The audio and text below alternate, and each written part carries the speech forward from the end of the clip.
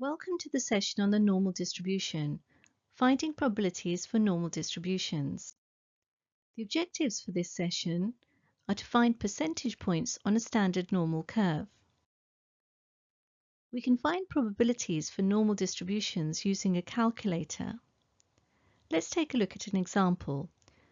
You can pause the video and have a go if you'd like to try. Press play when you're ready to view the solutions. Let's take a look at part A first. Given that x is distributed normally with mean 25 and variance 7 squared, find the probability that x is less than 32. So let's solve this. The region on your screen represents the probability that x is less than 32. Notice that the sketch indicates that the probability will be greater than 0.5, and the sketch will actually help you check your final answer. To find probabilities on a normal distribution, use the normal CD function on your calculator. This may vary according to the type of calculator you have. Your calculator will require you to input the mean, the standard deviation, and the upper and lower limits of the interval. So here, the mean is equal to 25, the standard deviation equals 7, and notice that we're required to find the probability that x is less than 32, so there isn't actually a lower limit. So what we try and do is have a really small limit. And of course, as the lower limit is minus infinity, so to speak, choose a lower limit that is extremely small. A value over 10 standard deviations away from the mean is actually sufficient.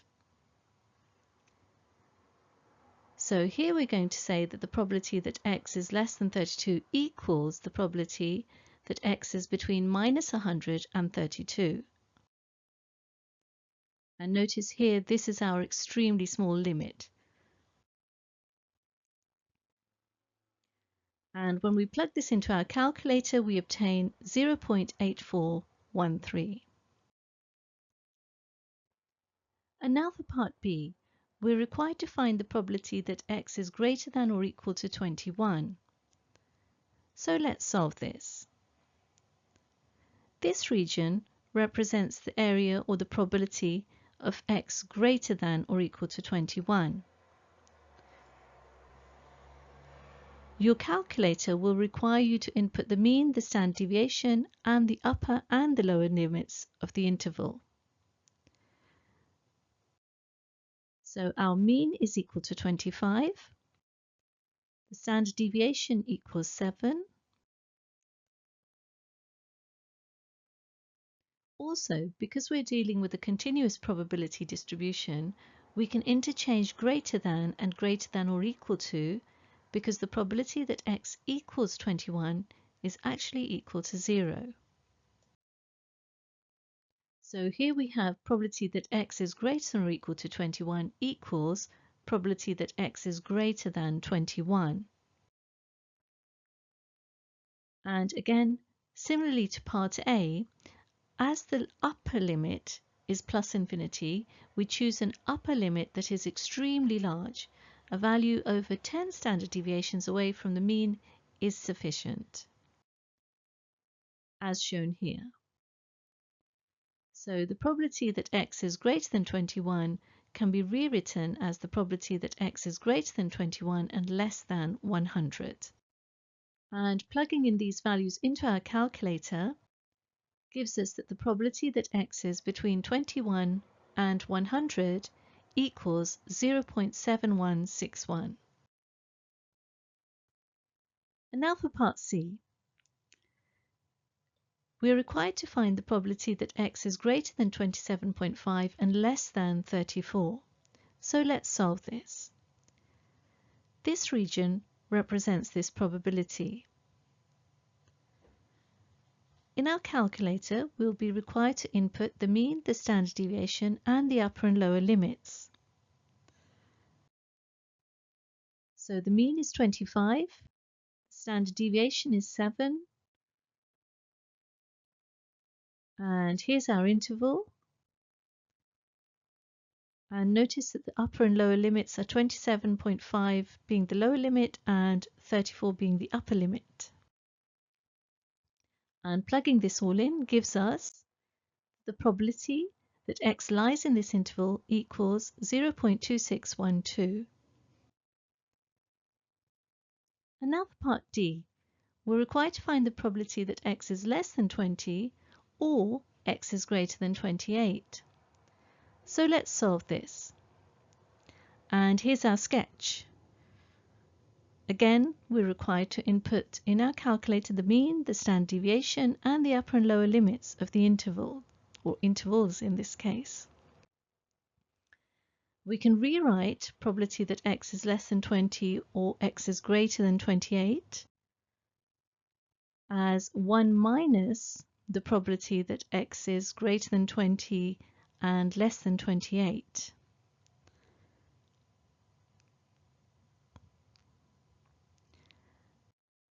And we can now input these upper and lower limits in order to find our probability,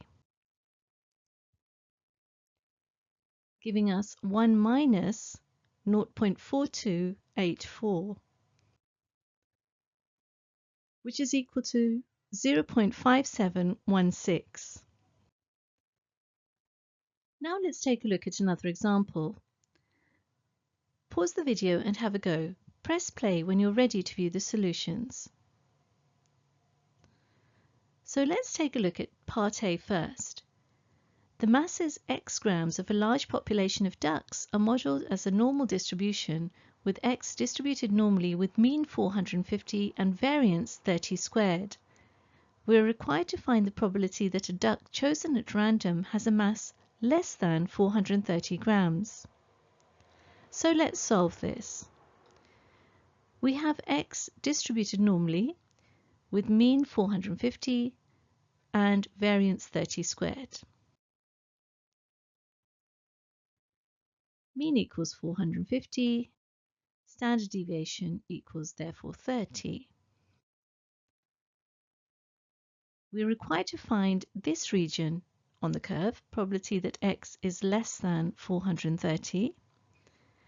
And again, as previously, our calculator will help us with this, and we're required to input the mean, the standard deviation, and the upper and lower limits.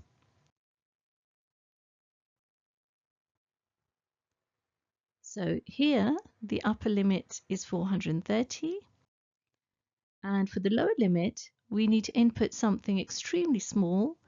Over 10 standard deviations away from the mean will be sufficient, as previously.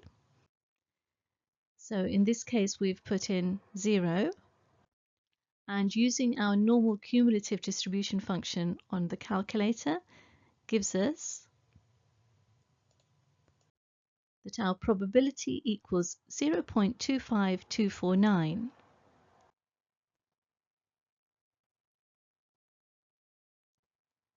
Now let's take a look at part B. A scientist takes a random sample of 50 ducks from the population.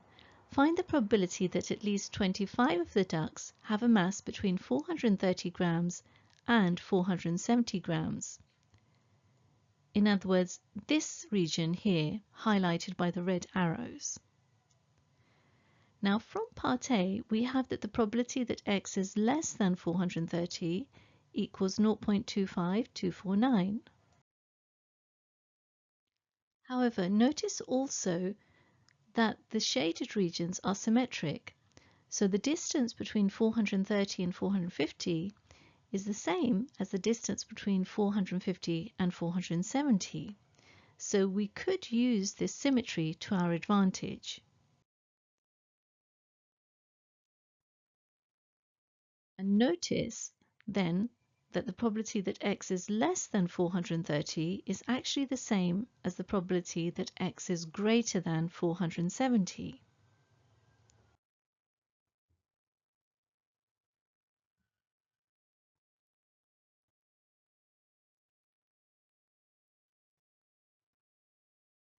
And therefore, if we would like to calculate the probability that x is between 430 and 470, in other words this region here, then the calculation we need is 1 minus 0.25249, representing the probability that x is less than 430, minus the probability that x is greater than 470, and that is also 0.25249. And therefore this probability is equal to 0.49502. So now we have this probability that x is between 430 and 470 grams. We're now going to continue with the question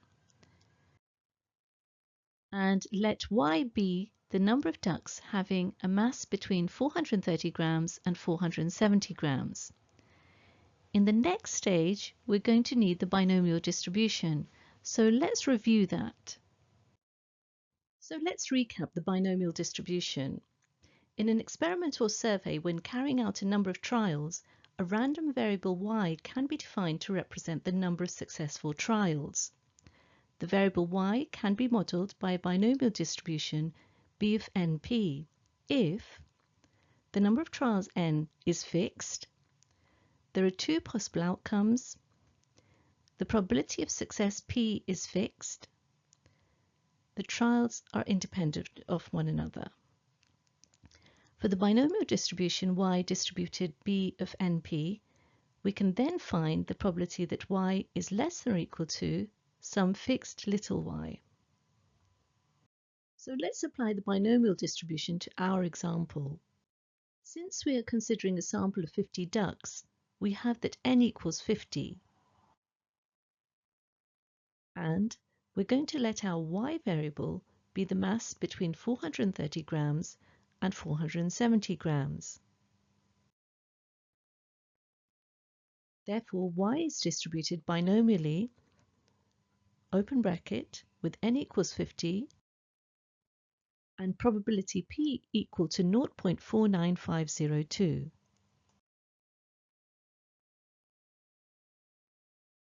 We are required to find that the probability of y is greater than or equal to 25.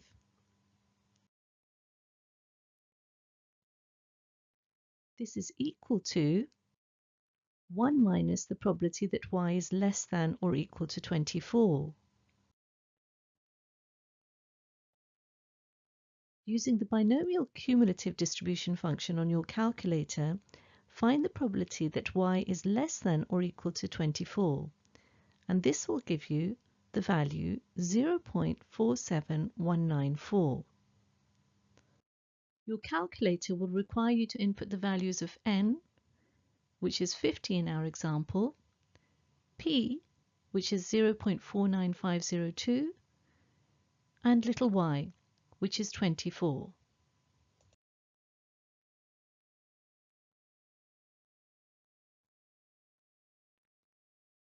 And therefore, the probability that y is greater than or equal to 25 is equal to 1 minus this value, which equals 0.52806.